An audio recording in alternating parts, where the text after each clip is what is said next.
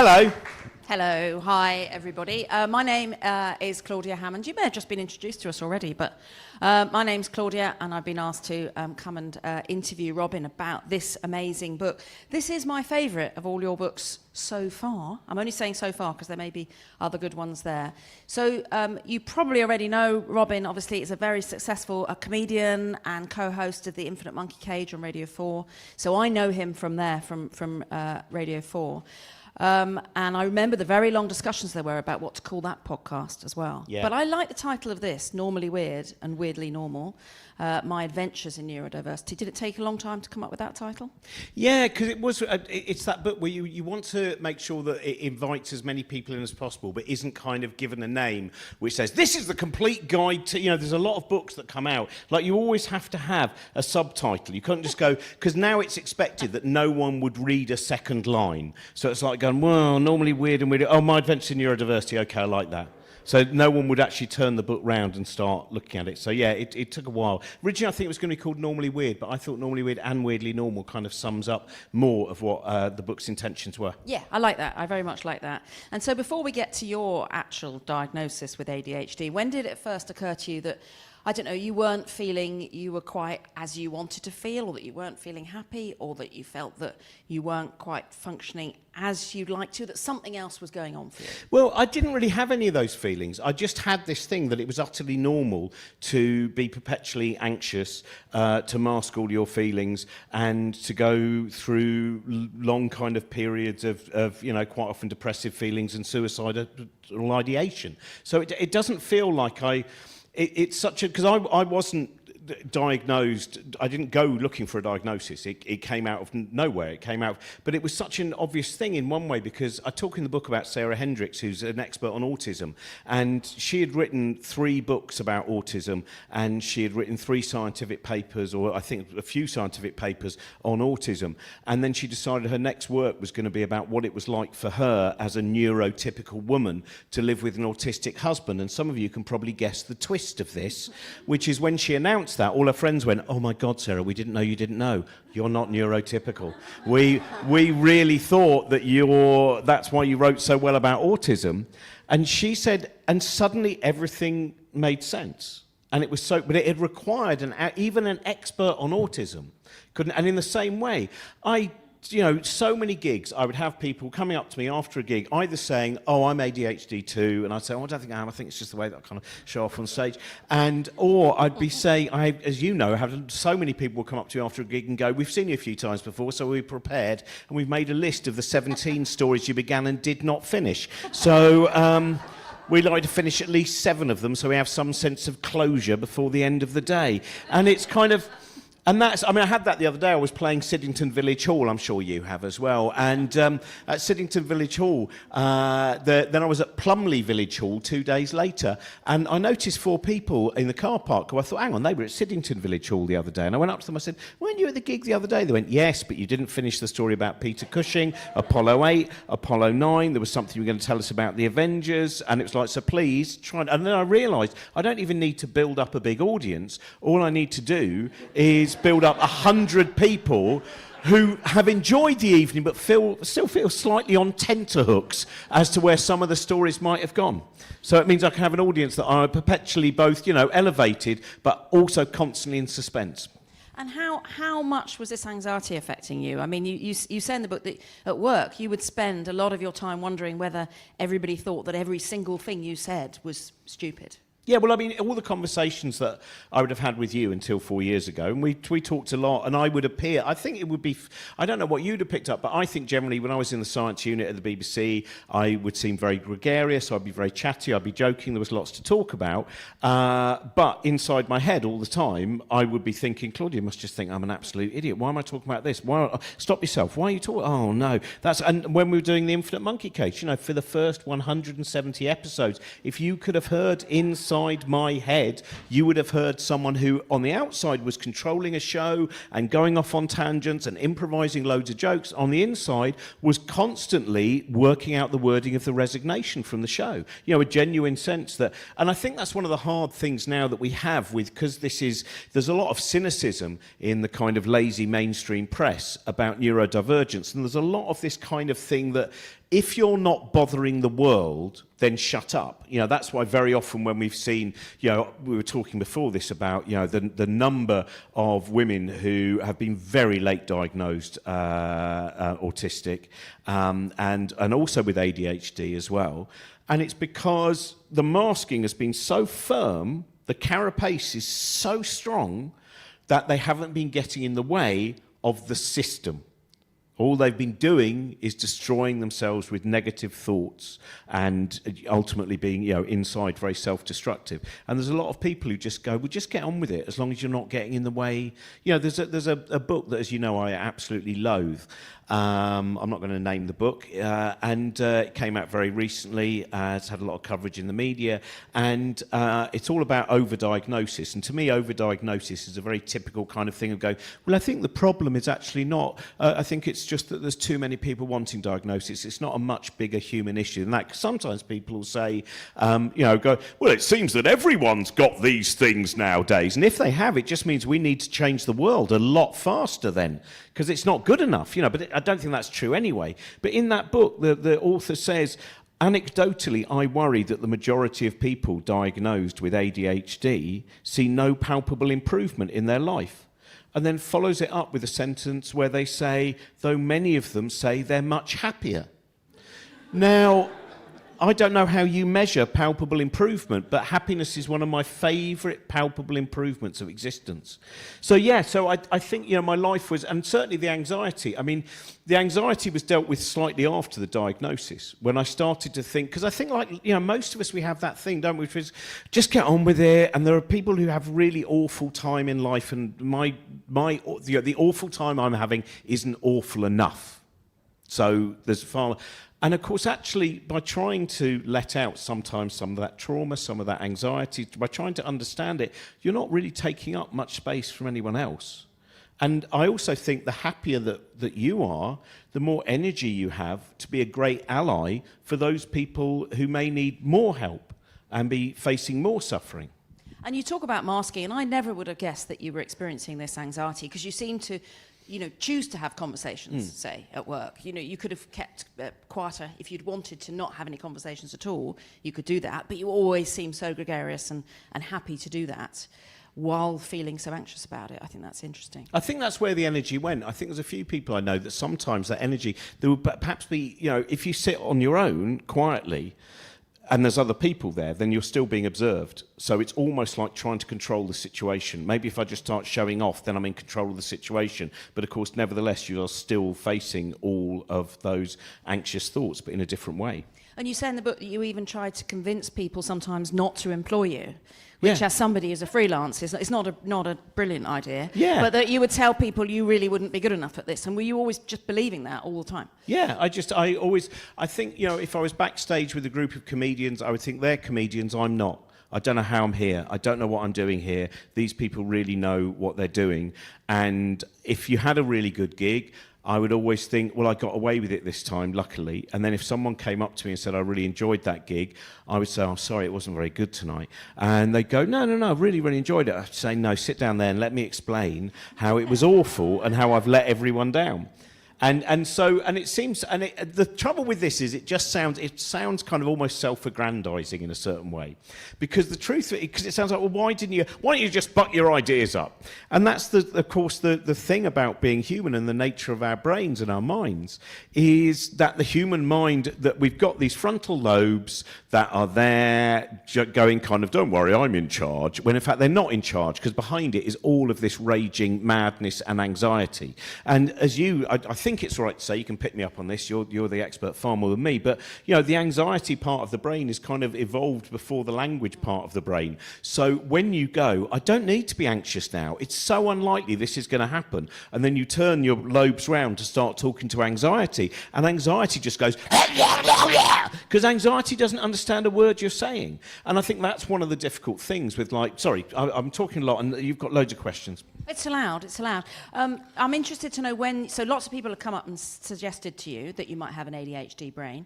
but when did you then decide, then when did you actually start wondering, oh, maybe I have, and maybe this explains a lot of the way you've been feeling at different times? Well, that's kind of a two-parter almost, because when I finished writing the book I'm a Joke and So Are You, I interviewed a lot of therapists for that, amongst others. And at the end of every interview, the therapist would always say, I presume you're in therapy, Robin. And I would say, no. And they'd kind of go, oh. And so that's kind of what led to me, thanks to a guy called Josh Cohen, to actually start.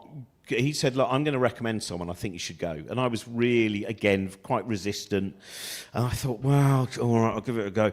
And I went along, and that was kind of the first thing. So this would probably be 7 or 8 years ago. And what happened there was that after about 6 or 7 sessions, I realised an enormous number of different problems, both psychological and physical, were actually anxiety. They were a single thing. So things like, for me personally, something like irritable bowel syndrome, well, for me, it turned out that was anxiety. But it was very real, and it felt very physical, and it was, I could never persuade myself out of that. And it was only some years later when I started doing anti-anxiety meds that I watched that begin to fade out. And that had been, for anyone here who's had that or has that, it becomes a very dominant psychological thing, because it is there's a wonderful comedian called Felicity Ward, and she did a show called Where's the Toilet?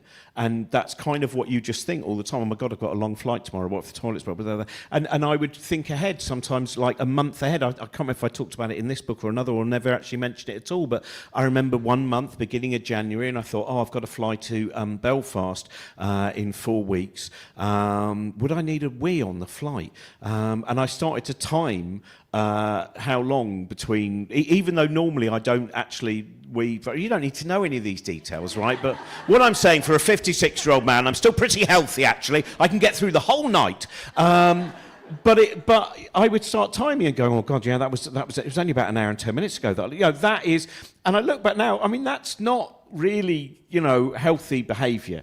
So I would look at all of the different situations that were, if I couldn't be anxious about something that was immediately before me, I would go, oh my God, in 8 months' time, I'm playing Brisbane, and last time I was there, this nearly happened. And I'm interested, you didn't get an official diagnosis until you were writing the book and decided to kind of get one as part of this.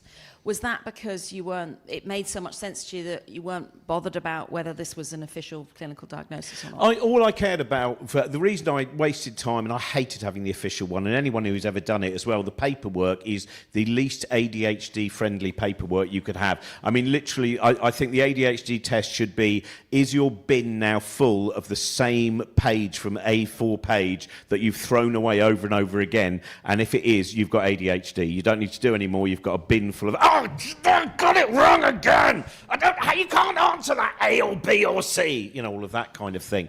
And so I just thought that I know there's so much cynicism that I need to just go and have the official diagnosis. But when Jamie, shall I explain what happened with the diagnosis? Yeah. Which was basically, I was still on Twitter in those days, and there was, I saw there was a guy following me called Jamie and Lion. Jamie is a young autistic man. Lion is the squishy that goes everywhere with him. And I thought, this person looks interesting. I'm going to follow them back. And in less than, I think it was almost immediate, like in under a minute, I got a DM from Jamie and Lion. And it said, this is all a bit surreal. I wonder if there's some questions I'd like to ask you, and I'd like to have a conversation. Do you mind if I just blurt it out? I said, just blurt it out. And so he sent me these few paragraphs of stuff and basically said, I've been watching the pattern of your thinking via social media, via your performances, the way that you present shows, and all of these different ways, and I think there's something we should talk about. And he had seen all of these patterns, and then we spoke over Zoom for 4 hours. And at the end of it, it was really obvious. It was like Sarah Hendricks. It was like, of course, all of these people who for years have been saying, you're ADHD. And I think, you know, of so much of those issues, and it didn't change everything there, but it changed a lot. Like the first thing that I realised was I thought every gig, I think on the fingers on this hand, I could count the number of gigs that I was in any way satisfied with. Sometimes I could walk off stage and be happy with a gig, but within an hour I would go, hang on, there was that bit, wasn't there? And then I'd pick it apart. And the first thing that I realised was, because I'd come off and I'd go, oh, that wasn't what I meant to do, because on the train I was going to do this really clever show and everyone's going to go, what a clever, wise man, right? And then I just got excited by things and whatever. And so I suddenly realised that's why people came back. They weren't coming back because they went, we're going to keep watching him until he's actually managed a linear narrative. And then we'll just go, well, now he's passed the test, we don't have to watch him again. They were coming back precisely because they had no idea what I was going to do, and they kind of knew that I didn't either. But before I'd seen that as a terrible weakness. Actually, that was my strength. That was what I had, which a lot of the other people didn't have. And how soon did that start to reduce your anxiety then? I think it went down, definitely. I mean, one of the things that I noticed very early on is I've quite often had quite long periods of kind of suicide ideation and suicidal thoughts, and they disappeared quite early on. They would occasionally pop up. But like I talk about a comedian called Laura Davis in the book, and it's very interesting. When Laura did an amazing show called Cake in the Rain, actually, and she talked about the fact that her mind, basically every 25 to 30 minutes, would say, you should kill yourself. And she said, she turned it into a positive thing. She went, so that means every 25 minutes, I have to work out why I should stay alive. And she would go, oh, I've got that blog I'm doing about the different trees I've found in the park in Melbourne, and I've not tried all the scones at that new coffee shop that's over there. And then when I saw her 2 years ago when I was out in Perth, and she's now been diagnosed, I think both autism and ADHD as far as I remember, and I said, what's happened to the suicidal thoughts? And she said, before I went anywhere near medication, before any of that, she said, I just started to see them drift away. And she said in a very short amount of time, this thing which had basically marked out her whole, teenage and then adult life was no longer part of it. And this is something I should add. When I was playing Market Harbour the other day, I know sometimes people get very scared of this, because I think sometimes in the most unpleasant and horrible kind of way, like a raft made out of thorny trees, we kind of still cling to the pain because we at least know that it's a definite thing. And there was a woman in the front row who said to me, do you ever miss your anxiety? And I said, no, I don't. I said, but you must be, I think you're asking me that for a reason. Can you tell me now or later on? She said, I can tell you now. She said, I've spent my whole life being anxious, and I just worry if I don't have anxiety, will there be anything left of me? And I said, all I can tell you is, having spoken to hundreds of people who've been through different versions of managing to eventually see these things disappear or at least become far lighter, none of them have lost themselves. They have found all of the best part of themselves and been able to release, and it is, and I know why people could feel, like my friend Joanna Neary, who I mentioned in the book, and in fact I saw Joanna today, most brilliant comedian and performer and wonderful human being, and she's now been diagnosed both autistic and ADHD, and I think she was more obvious to me than some of my other friends, and she said to me, I was so scared of going for a diagnosis because I thought, what if they just say, no, your mind's normal, you're just shit at being human? And that's a genuine fear that people have. So the two things I really want to say is, so many people that I spoke to, it's very rare, again, in this kind of society with this mediocre kind of mainstream media that we have, it's like everyone's queuing up to go, oh, I fancy being autistic too. But that's really not the way people are queuing up. People are queuing up and waiting for a very long time, very often 5 years or more. And they're not doing this for a bit of fun. It's a bit like, when people talk about it being a label, and it's not a label. When you find out a specific kind of wording that has been given for the current time, about what your mind might be, it's not a label you've got. You don't just slap it on and go, yeah, right, give me these things I want now. What you have is a roadmap, and what you have is a user's manual. And that's what I found was the moment that I used to have a lot of meltdowns, generally private, on my own. I would just melt down, and that would just start to get less and less and less, because I would start to go, hang on, I know what's going on. I now understand that the prefrontal cortex, pick me up on any of this that's wrong, the prefrontal cortex there, which is kind of where the executive function is. So that's the ordering of emotions and the ordering of events that you need to kind of, that's where your diary keeping is, all of that doesn't work in the way that it works for some other people.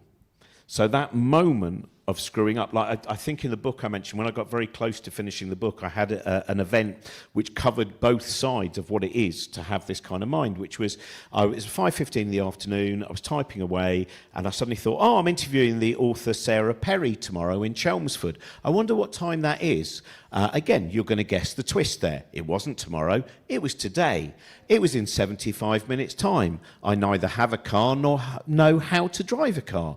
I have a total meltdown. I hate every part of me. It's like there's just hate in my internal organs in my mind. Eventually, I kind of managed to get the cab number that I normally know off by heart out of my head, and I ring up a cab, and I get there 1 minute after the event was meant to start. I'd managed to ring ahead and tell them, and I haven't properly read the book, because I normally read a book immediately before doing an event. So I've read a few pages of the book, right? And I say, I'm so sorry, Sarah, we've never met before. And then we go on stage and we talk for 90 minutes, fluently and fluidly. We go on lots of different... And afterwards, someone comes up to him and went, I had no idea you were such good friends with Sarah Perry. How long have you known her? And I said, 94 minutes. And before, I would have gone, I was an idiot. I was useless. I screwed up on the diary. I was fortunate. I got away with it. Whereas now I see that as, yes, I screwed up on the diary, and that was, but then I also have that same mind that does that kind of thing, can then sit with someone with very little preparation and have a 90-minute conversation. I was doing the Latitude Festival last year, and I'd done my final event, and I was walking off stage, and I was like, thinking, at last I can have a drink. I'm walking off stage with Alexi Sale, and then the stage manager comes up to me and goes, oh my God, the guy who was meant to interview Irvine Welsh, he suddenly got scared and he's run away. Can you interview Irvine Welsh right now? There's 500 quid and a bottle of whiskey in it for you. I went, yes, I can, right? And so I literally turned on my heels. And now Alexi's there, Irvin's there. I say, Irvine, obviously I've not read your book. And then we sit there and we just talk about lots of other things for half an hour. And then at half an hour I say, Irvine, I don't normally ask authors this, but this new book of yours, what's that all about then? And again, I realised that's not just... That's all the bad side is also all of those things that can be made and created. And do you ever get an annoying thing where people who don't have ADHD will try to minimise it and say, well, oh yeah, I forgot something in my diary as well. I could tell you a story now of when I forgot, to go to an event I was supposed to be doing. But you get people doing that to try to almost sort of say, oh, it's nothing. It's nothing. Yeah, I think there is that, but I generally make sure that I just hang out with much more interesting people. There are a lot of people say we're all a bit like that, and of course that's part of it. This is what it is with the human mind, is a lot of things which end up becoming torturous. They are seeded in lots of little ways, to be a little bit anxious, to be a little bit fearful, to be a little bit... But the point is that when you then get to a certain level of it, it's not a bit. It's like, I would always use this as an example, which is some people will say, I'm a bit autistic too, all 60 of my records are in alphabetical order, right? And that they may well be autistic as well, but actually alphabetising your record collection is not that autistic.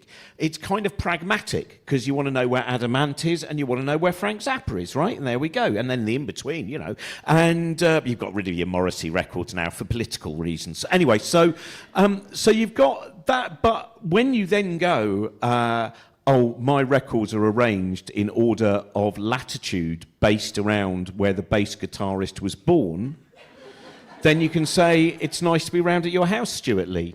But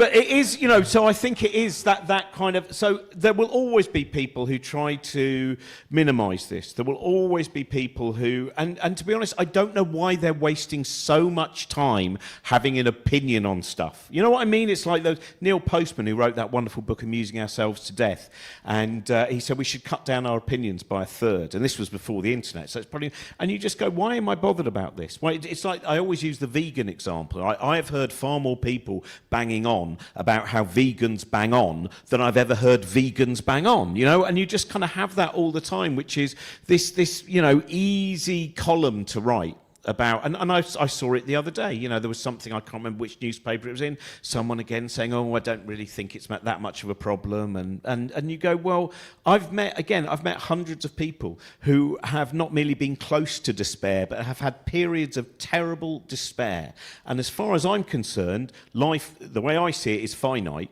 And we will all have times that there's no way that we can avoid despairing, because we are all going to have to face things which are truly, deeply sad and terrifying and all of those things.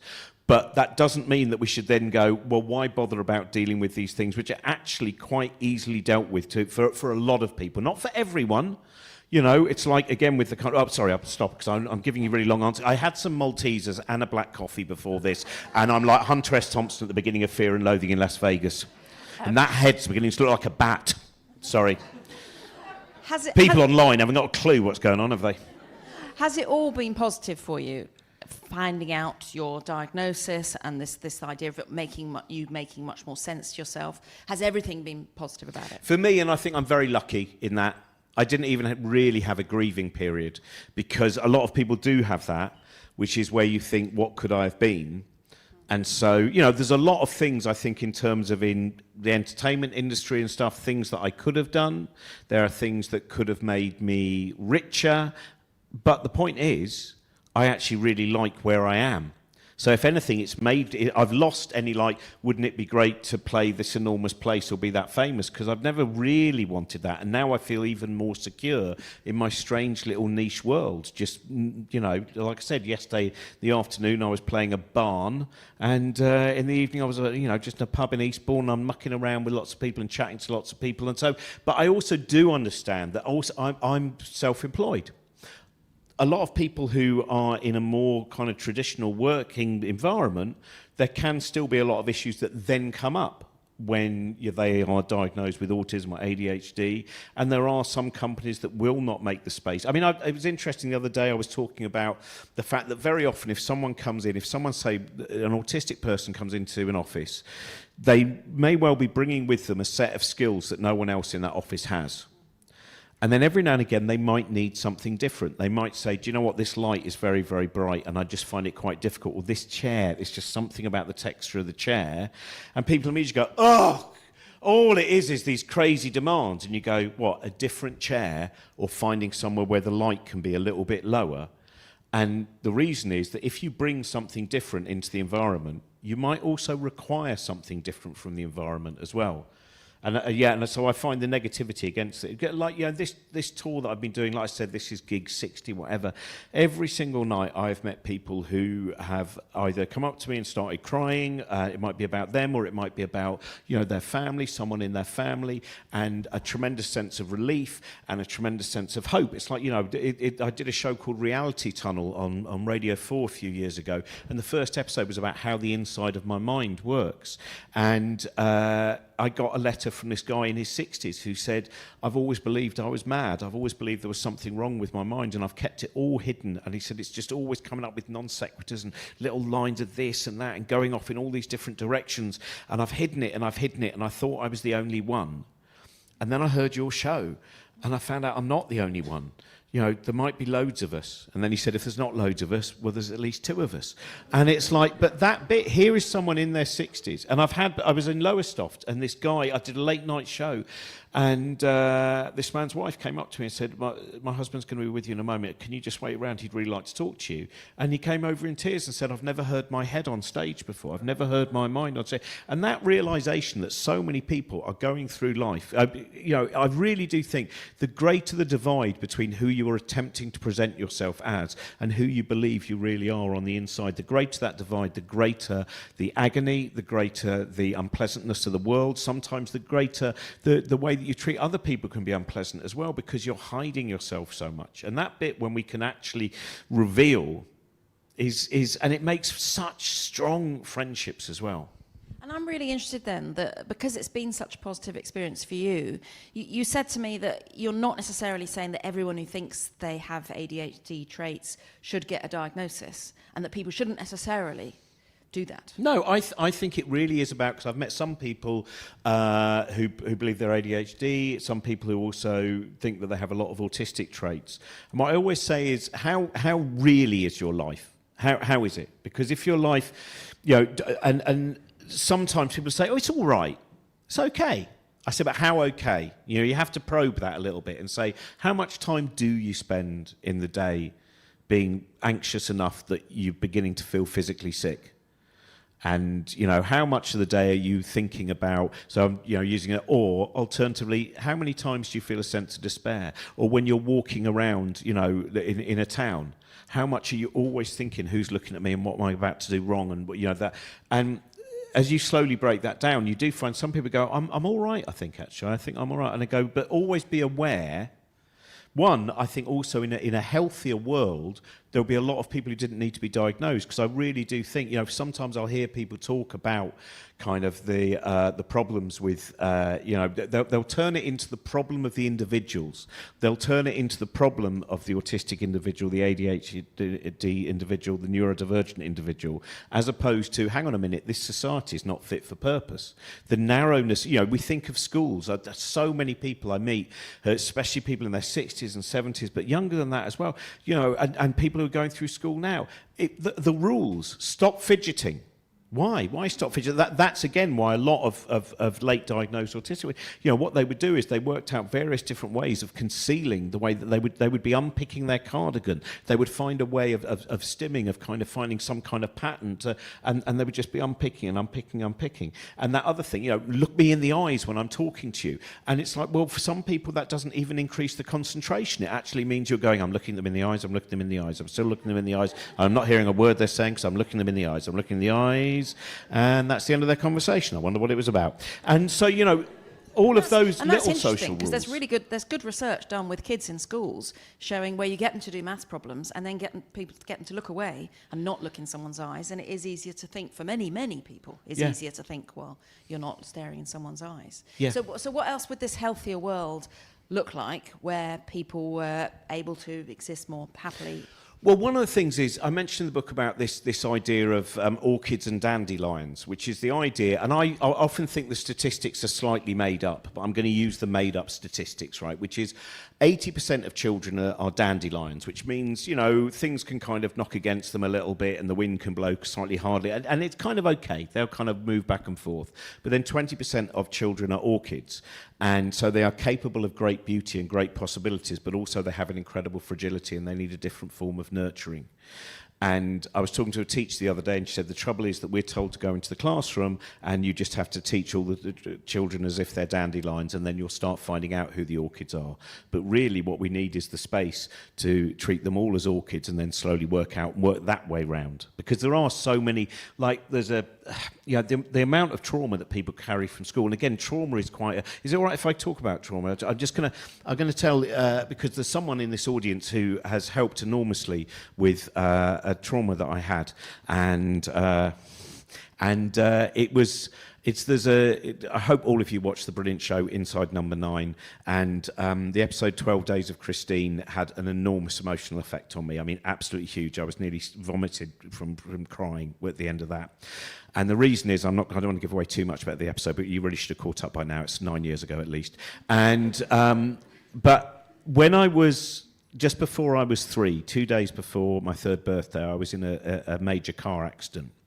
And there was a car on the wrong side of the road driving at speed. My mum was driving. It crashed into me and one of my sisters was in the back, and we were kind of okay, but my mum was very, very seriously injured, and in fact would have died if, fortunately, my dad was a few cars behind on this country lane and said to the ambulance men very crossly, he said, "You cannot take her to the local hospital. If you take her to the local hospital, she will die." And years later, we found out that was true. If she'd not gone to a major hospital, she would have died. And in fact, we found a thing, I can't remember if I put it in the book, which was after my dad died, we were going through lots of, all the paperwork and bits and pieces, and we found a letter that was from the ambulance men. And it said, "Dear Mr. Ince, thank you so much for your letter. Letters like this are so rare. We are the envy of the ambulance station." And so he, while his wife was possibly dying still in hospital, he wrote a letter to the ambulance men to thank them for what they did. So what I've and it's something that's really been opened up since writing this book as well, which was, in the previous book, I'm a Joke and So Are You, one of the things that I realised was, because I was 3, I thought I'd caused the accident, because when you're little, you think when bad things happen, very often you've caused them. So I saw it from that way round. But since then, even more. In fact, there was, when I put that in the book, I was quite careful about the way I wrote that book, because my dad was still alive, and I didn't want to stir too much up for him or anything. But I did talk about how I thought it was my fault, and he rang me up and he was almost in tears, and he said, "I wish you told me that you thought it was your fault, because then I could have done something about it." And I said, "You really couldn't, Dad, because I was 3 and I wouldn't have known how to put that in words." And also my dad was, I'm going to bang on about this, I know it's not about the book, but I want to just bang on about the fact my dad, the things that he did, he was told to put my mum in a home and get on with his life. He was told so many and he looked after us so well. And he was, and the fact that what I'd not really thought about until when my mum was dying and I saw my dad at her bedside, was the first time I think I really realised how the woman who climbed into the car that night was not the woman who left the hospital a few months later, that the brain damage that she'd gone through and all of those things. So I've started to realise how that trauma would have affected my sisters. I have 2 older sisters, and I thought, they told me, they said they were hiding in the bushes when she finally came out of hospital, and there was this woman who was 31 years old just coming down a path who looked nothing like the woman who'd got into them. And then when they were taken upstairs individually, we were taken to see my mum in her bed, and she didn't recognise my oldest sister, and all of that stuff. And I've realised now, because I think this is one of the things we do with trauma a lot, which is, again, we count it as not being enough. That's not enough. And now I look back and I think, that's enough, actually. That really is, that we went through, and that my mum had such battles with her mental health. She was a great mum as well. She, really fought. There's a bit in the book where I say, but then she pulled herself together, and then I explain, I say, but when I say pulled herself together, I don't mean, oh, come on, pull yourself together. I literally mean the physical, I am going to pull myself together. And she did. And so I look back, so that thing, I now go, well, of course, that, the idea that would have had no effect on us, that would not, so and I know there's a lot of debate about trauma and genes, but one of the things that I try and avoid as much as possible in this book is there's not that much science in there, because I don't think that's the most important thing. We can have lots of books that say, and this is why you become ADHD, and this is why you're autistic, but the point is, the real problem is how do we live, and how do we make a society that fits this wonderful diversity of mind. I would never, when Robert F. Kennedy Jr. did that silly, ignorant speech about, autistic people will never write poetry or pay taxes. And I was in a shop called Sold. It's this brilliant charity shop in Shoreham by Sea, which is for people with learning differences, and the majority of people who work there are on the autistic spectrum, and the window of that shop is filled with the poetry that they write. And you walk in and they've made a little art gallery which has perpetually revolving exhibitions of all of the art of the people in there. And I just think, I would not want to see a world where we went, thank God we found out the science, we can rid the world of autistic, ADHD and all other neurodivergent minds, and at the same time we can also close down all the art galleries and stop doing most science as well, and curiosity, because it's really important to have neurodiversity. It's that thing, spectrum minds make more rainbows. And would it have made a difference to you, or what difference do you think it would have made to you if you had had a diagnosis that, and because you talked earlier about, having the guidebook to yourself, the manual, if you like, what if that had happened earlier, even as a child or a teenager, or, I don't know, in your 20s? I think it's really hard to know. I mean, I think it's great for people who can now, and I'm really glad it's happening. And I see that in children that I meet, and I see that across the board. I really can't answer that in terms of for me, because as it was, I got to a certain place, and then a series of events that peaked with Jamie and Lion, that is the point where I discover this thing. But I can't look and go, oh, if I'd had it that year, or if I'd had it too early, maybe I wouldn't have gone into showbiz and written books. Maybe I'd have, like, or whatever. So I actually find that really hard. But I do think diagnosis is, for those, there's a lot of, we're still finding out a lot as well. There will always be debate, but the point is we need to make sure it's a proper broad debate and it's an educated debate about why we need what we need and what we can do for the children to also make sure that, the underfunding of schools and the underfunding of so many different things, and you see the return of austerity and you think, the number of different places where we need, the prisons are filled with neurodivergent people. There are so many people who are not lucky like me. Fortunately, the background I had still, there was my dad and there was someone who was keeping us all together. That's not the experience a lot of people have had, and a lot of neurodivergent people who are then left out by the education system, they find themselves talking to a legal aid lawyer. And again, it's those frontal lobes, it's that executive dysfunction. It's said the number of people that I deal with, and I think, God, how do they even do that burglary? It's so cack-handed, it's so obvious it was going to go wrong, but they had that impulsive thought and they did it. So, thinking even about those things. So even those people who whine about neurodivergence, if we had a world with smaller class size and we were able to look at all of these children and see what they need, then we would have a world with improved in so many different ways.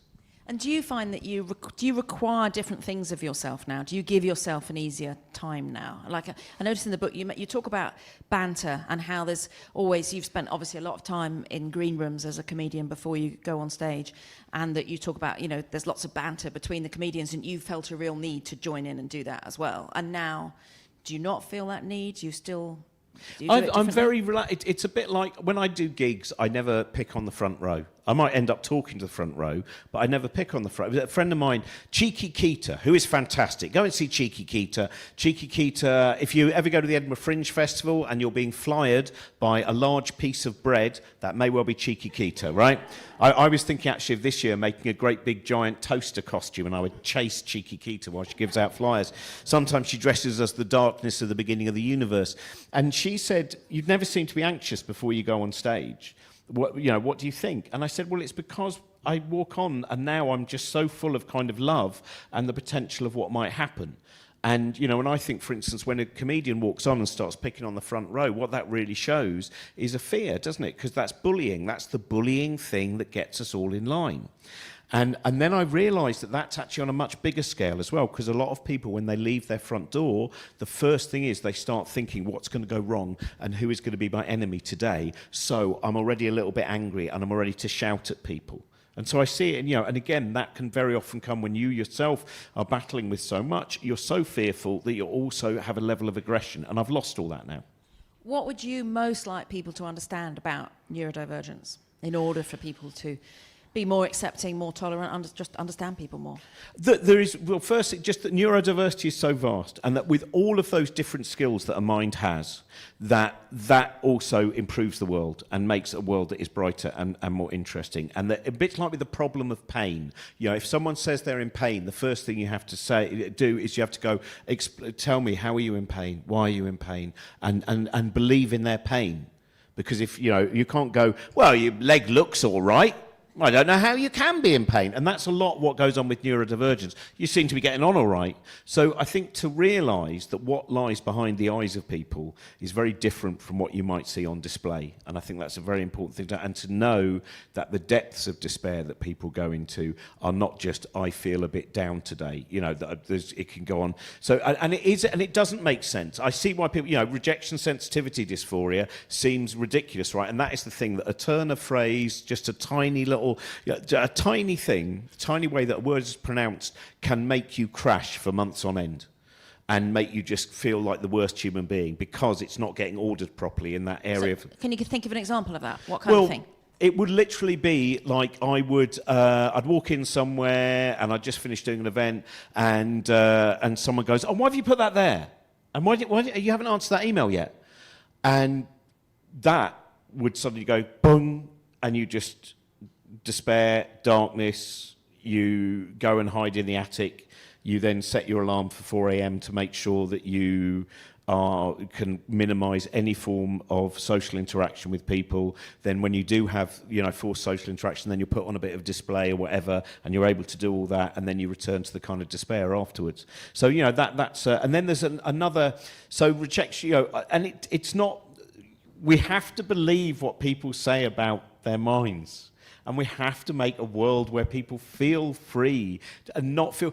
I have people who come up to me sometimes. I was playing it was Chorlton the other day. And a woman came up, she went, "Oh my God," she said, "I was so embarrassed because the last time we talked, I burst into tears." I said, "There's nothing embarrassing about that." And in fact, I'll give you an example, which was when I was talking 2 weeks ago, I was doing a gig at a church in Stenning. And this old couple came up to me and said, "Do you remember us? We're the Rowlands." And I remembered they used to live in the village where I was brought up.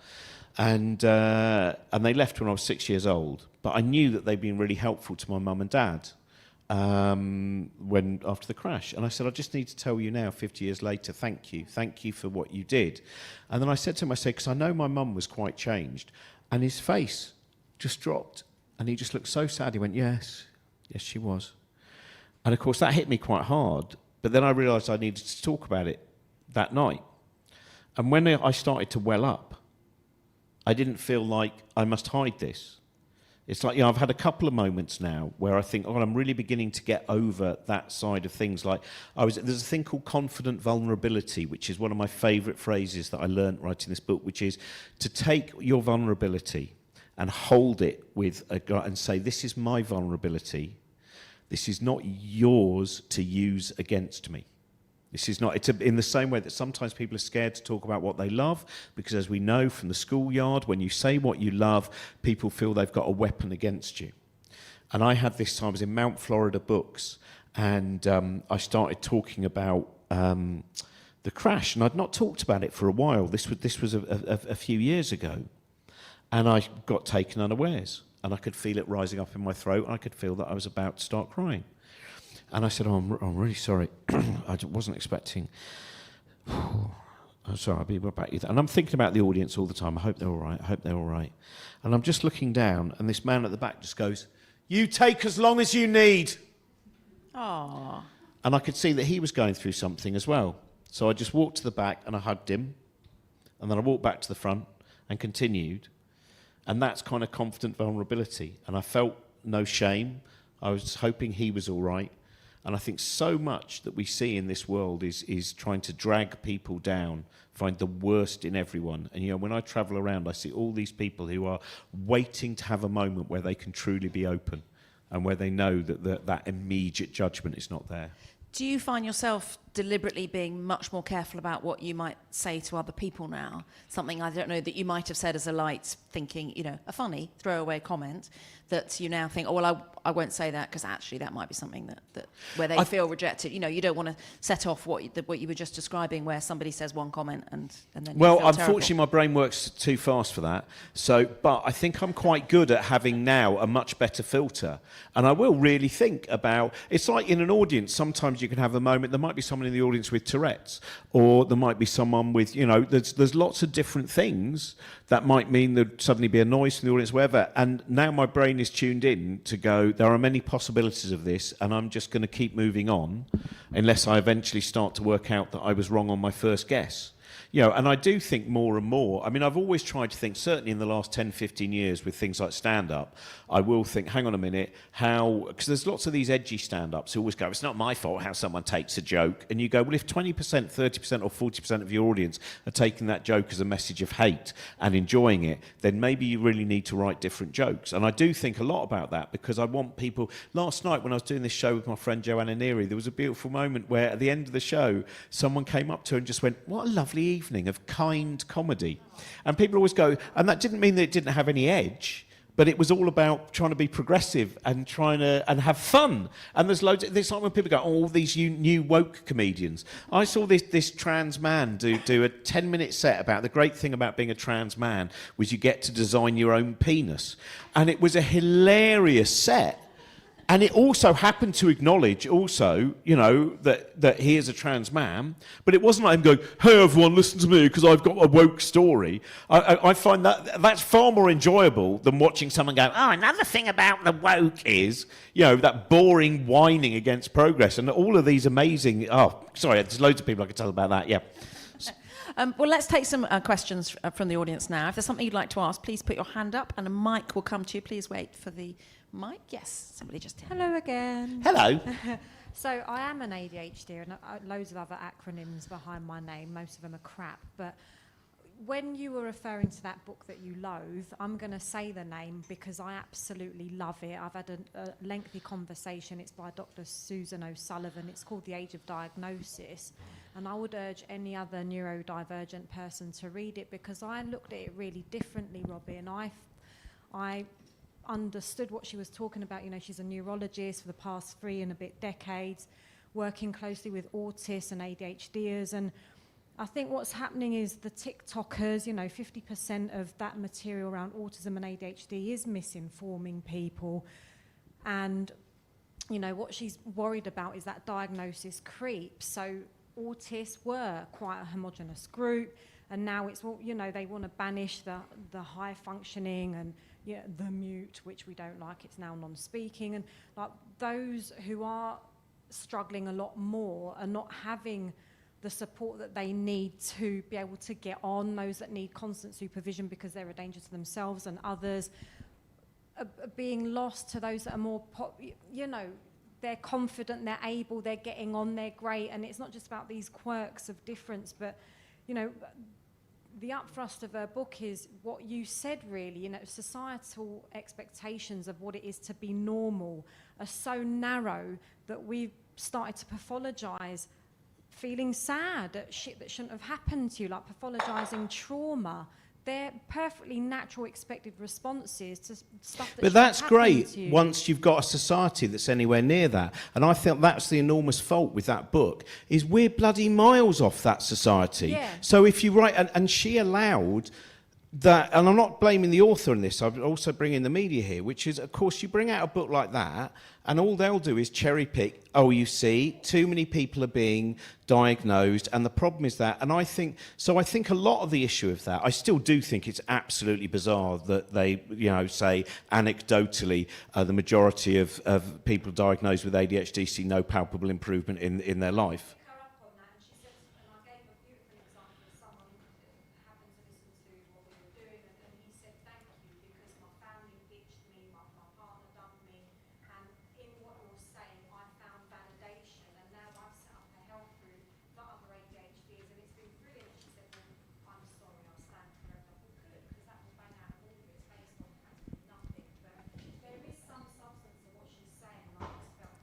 So it sounds as though what's needed is the opportunity for a nuanced conversation. Yeah, and you're not. And the things. trouble is that once you throw these things out to the media, then that nuanced conversation doesn't happen because it just becomes clickbaity and soundbitey. And I have actually read a book. I didn't. Anyway, but we'll agree to differ on this one, and because you won that Young Ones competition as well. Let's take another question. There's somebody right near the back there.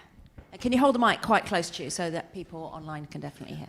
Thanks so much. It's been such an amazing conversation. It's just such a joy to listen to. And I know, like, I've laughed and I've definitely found it emotional at times hearing you reflect my brain back at me, as I'm sure a number of others have felt that.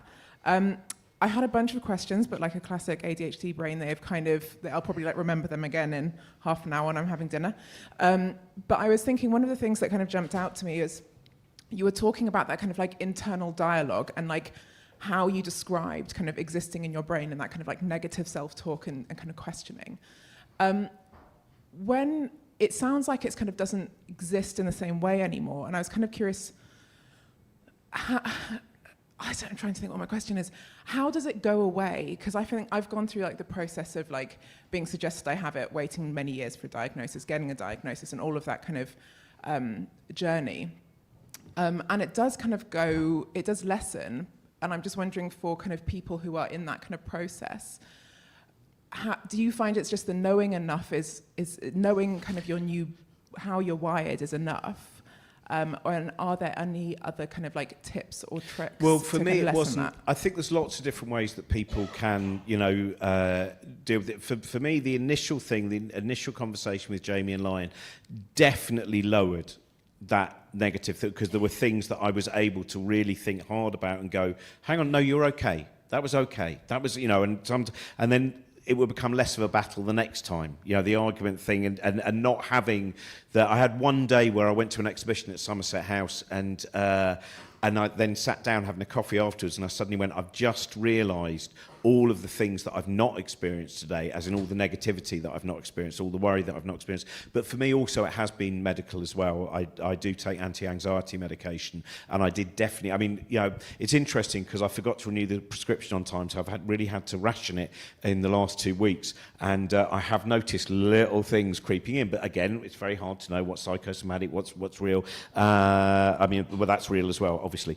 But do you now have some strategies to try and deal with that negative self-talk? So if you start now imagining that this is all terrible, do you tell yourself? Well, I think I might just have the normal length of time now that people might have, because it will be like, I did a gig last year in February where I wasn't really ready for it. It was back doing a club gig, and I don't often do club gigs, and I'd done a couple that had been great, and then this one just had enough variables that I thought, I haven't got enough ammunition to deal with this situation. And I came off and I said to my mate, let's just go, I have to get out of here now. That's it, let's just get in the car. I was really angry with myself and not wanting to see anyone. But then by the time we got to the service station, it had already gone down by 50%. And by the time I was home, I was like, yeah, it happened. That happened. And I think it is that mixture of self-knowledge and possibly medication. Because it was very interesting, because the medication I started taking while I was on tour with Brian Cox, or I'd started actually, and initially I had a really big dip. So before the tour, I started the medication, and then I was like, and some people might have experienced this, was like, oh God, this is worse. I think it's getting worse. I don't know what's going on.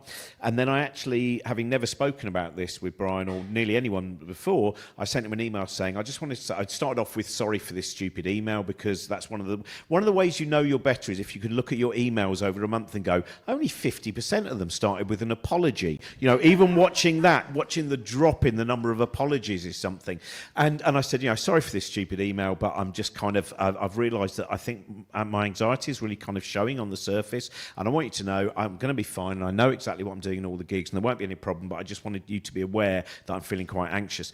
And then I now realise that must have meant I was less anxious, because if I was the same level of anxiety that I normally had, I'd never have sent the email, because I would have thought that was too...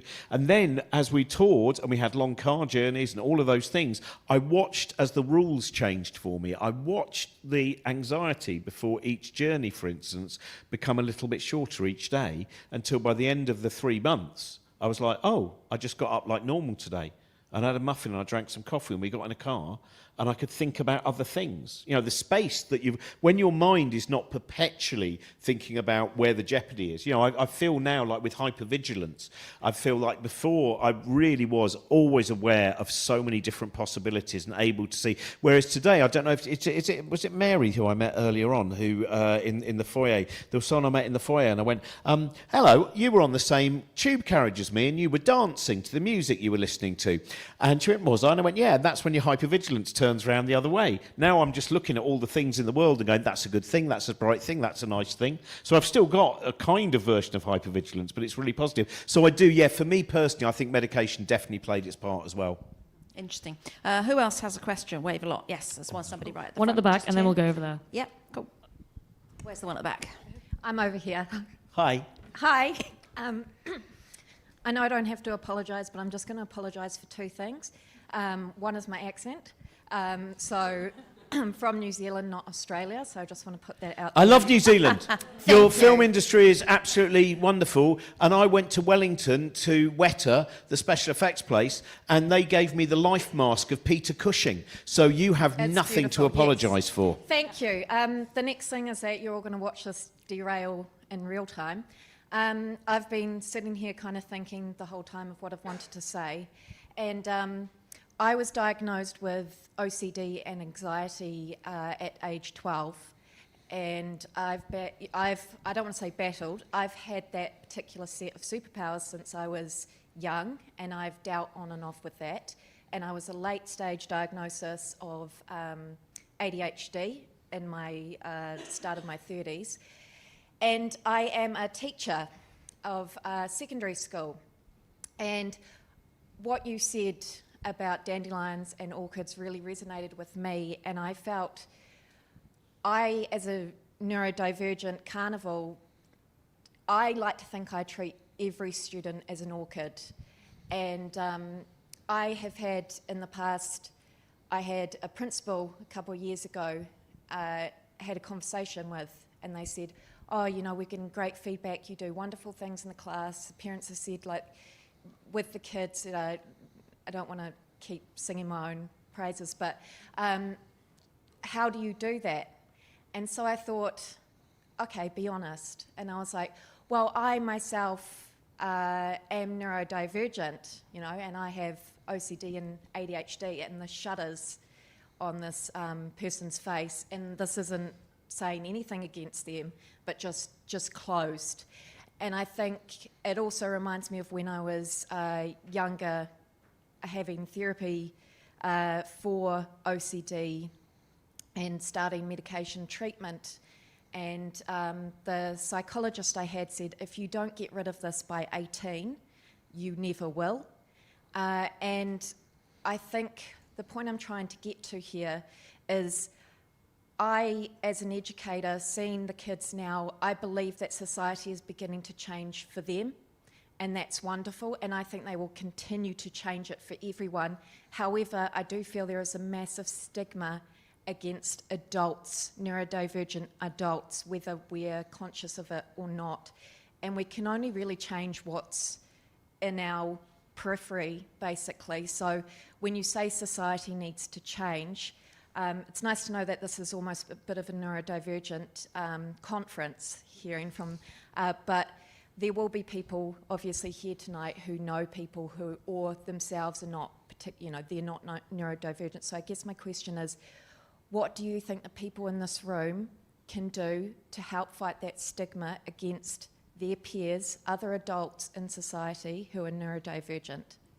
Such a good question. It's a great question, and I think one of the things is, I think we were talking about this downstairs earlier, which is when you ask someone how you can help them and how they feel and what the problem is to really have the intention to work as hard as possible to change that situation and that system. If that makes, because very often we say, how are you? Oh, great, blah, blah, and we move on. And we need to be able to create a situation where a lot of conversations which are branded as heavy conversations are not heavy conversations. They're just, in fact, very often they're more interesting conversations. So I think at the moment, again, a lot of the airtime is taken up with cynicism, and and unfortunately, I really do think, I think the UK media is an incredibly cynical media predominantly. And they are then feeding in a lot of these. And that was one of the reasons I had the problem with the age of diagnosis, but was because I knew immediately this was going to feed in to a really kind of negative way that we can use that as a springboard. So I think it's asking, it's showing that we are ready and open to receive whatever you want to say to us. And to say to people, please don't be scared. It's one of the things that I do after, quite often people come up to me after gigs, and sometimes they'll tell me really sad stories or stories they just want to get off their chest, and they want to kind of, and they've decided, oh, I think I can tell him, I think I trust him. And one of the things I started to do a couple of years ago was I would say, by the way, I'm really glad that you told me that story, and thank you very much for because I realised how many people leave a conversation like that and go, oh my God, why did I just tell that stranger that I watched in a show all those things? Because that's how I would have left every conversation with you. And that bit of just saying, I'm going to say out loud some of these things. And I'm not gonna, there's so much that is hidden by us. And by saying out loud, oh, when you just said that, do you know what? It made me think of maybe one of the things, is this a problem with sometimes what you're feeling about these things? And to just, to be open and to be ready to go for the kind of the long ride on that one. Does that make sense? Thank you for that. And there was somebody in the front row down here. Hi. I'm a comedian as well. So first I want to make a comment. When you said that picking audience from the front row is bullying, I disagree. I think a lot of, you don't know how many people are dying to be picked in the front row. But I think what is bullying from a lot of comedians is when they start picking, well, or engaging with the audience member, and the audience clearly didn't want to engage, and then they continue picking on them. So that is when, I think is when comedians cannot handle rejection, and then they basically throw it back to the audience. Whereas I think you should try to pick everyone and see who can be picked on. That's my comment. Second is really kind of extension of the question. I loved your analogy, and I love orchids. I have a couple of orchids, and I live in a small flat in London, but I've managed to grow an urban, garden with lots of plants. I recognize that 80% of, if you apply this analogy not only just to school, but society, is that 80% of people are probably dandelion, and then you have 20% orchids. But I'm not sure the solution is the right one, because I know my orchids needs a lot of care, and they are blooming now, and I really love them. But if all my plants are orchids, I probably wouldn't start gardening in the first place. No, but you don't need to. I think that might be. It's not that you. It's to be open to what the needs are, and not to immediately presume that the needs are very limited. Like if you just go, I've got all these plants and they're all going to be like dandelions, then you're going to end up with 60% dead plants immediately, right? So you are still looking at different ways of caring for them, and you're looking at the different attitudes that you need. And you also have an understanding. The difference with the plant, of course, is when you buy a plant, you may well be able to look it up and say, in a way that we can't look up the personality of everyone around us. And I would agree, in terms of picking on the audience, there are some people who are very good at it. I think what I find is that I remember Alexi Sale, when he came back to comedy, went, why are these comics asking everyone so many questions? Don't they have any material? And I think there is. I love watching when someone does it in an imaginative way. But I've also seen and I think it's changing as well. You're of a slightly different generation. And I now see younger comics don't do as much of the presuming that everyone is a stag knight and everyone wants to be better. But what I also think is, I worry that a lot of people don't go to comedy because they've watched on TikTok how everyone appears to get picked on, and they're really scared. And that bit of persuading people, it doesn't have to be like that. I think there's a way that we can improvise and we can muck around, and we can, when people talk about, the audience, playing to the audience and kind of also, dealing with the audience. Sometimes dealing with the audience doesn't mean talking to the audience directly to someone in the front row. It means thinking about, hang on, you should be reacting to the audience the whole time. You're kind of, and if we're open to that and not threatened by that, I think we create a far more imaginative kind of scenario. But I do understand what you mean as well. And I think also for the younger generation, it's not, a lot of the comics I see just don't, there's not the same kind of brutal, boring things. It's that bit when you watch a comic and you go, my granddad would have said that.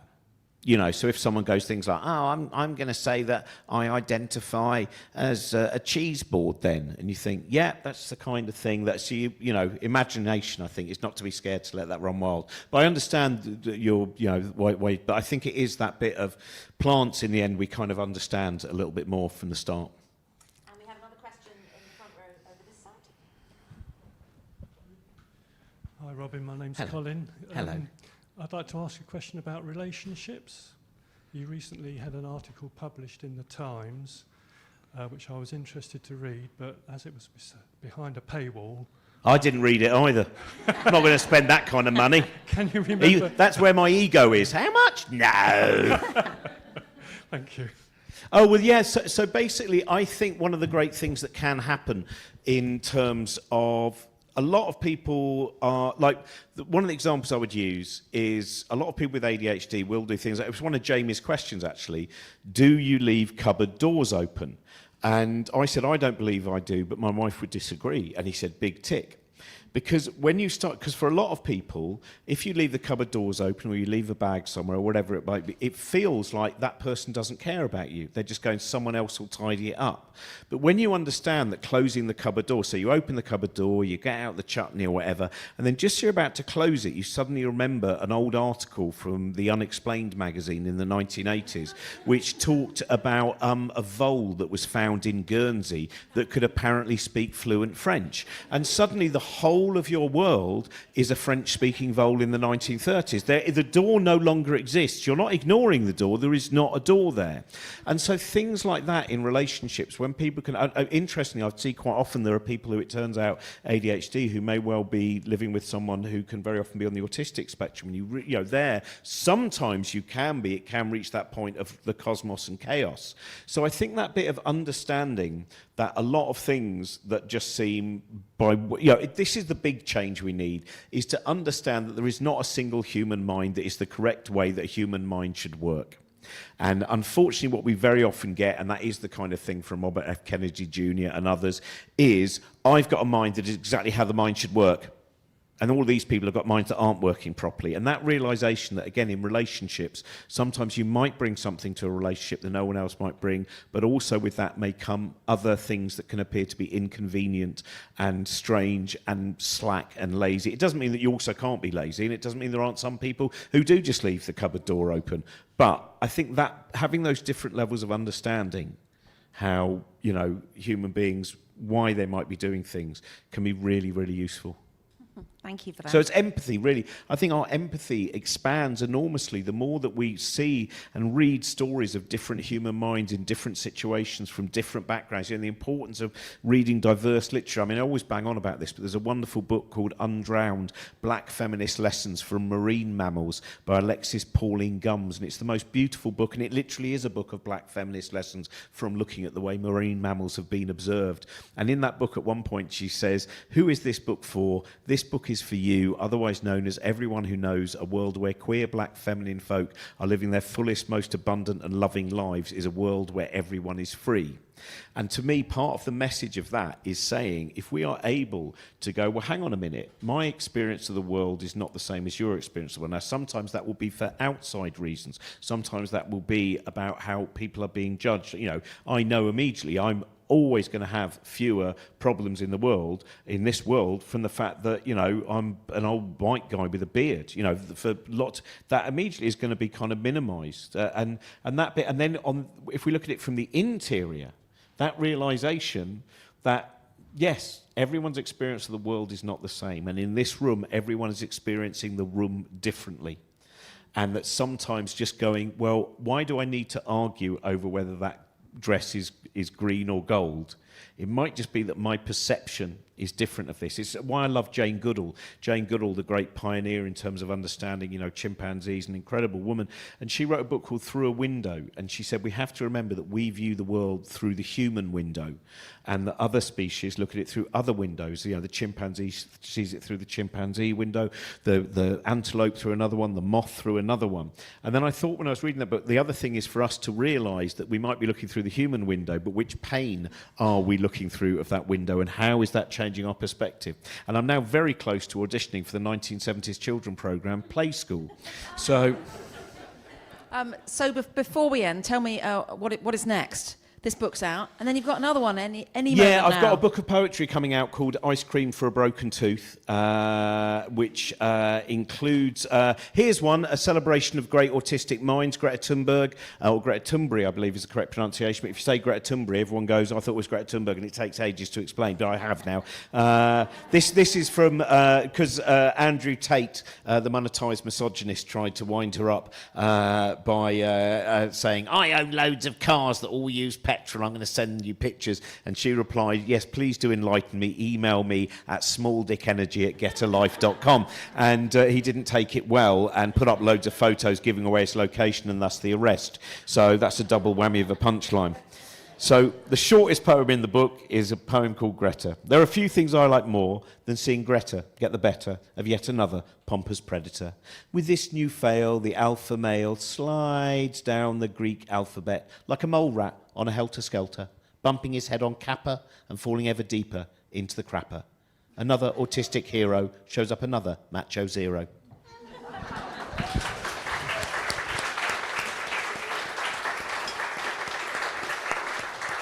Which ones didn't we get to then? Let's see. So there will be Can a I have whole look at book like something? that. No, we've got through them. We've got through them. Didn't we? Can't have done. Well, I haven't been trying hard enough. We then. did. When's the poetry book out? Poetry book should be out in September, and it will. But with luck, I'll have copies when I'm up in. I'm doing that title of that show is also in the Edinburgh Fringe, so I'm doing a show called Ice Cream for a Broken Tooth at the Edinburgh Fringe at the Stand, and then I am doing a show called The Universe and the Neurodiversity at the Museum of Scotland. Brilliant. And this book is already out and is for sale over there. So if you'd like to buy the book, are you happy? You're happy to sign books? I'm assuming. Oh yeah, Robin? yeah. In fact, I will not allow you to leave until There you we bought a go. book and I sign it. This is. There we go. I am very, very insistent. Yeah. Well, congratulations on the new book, and thank you very, Thank you very much, much, Claudia.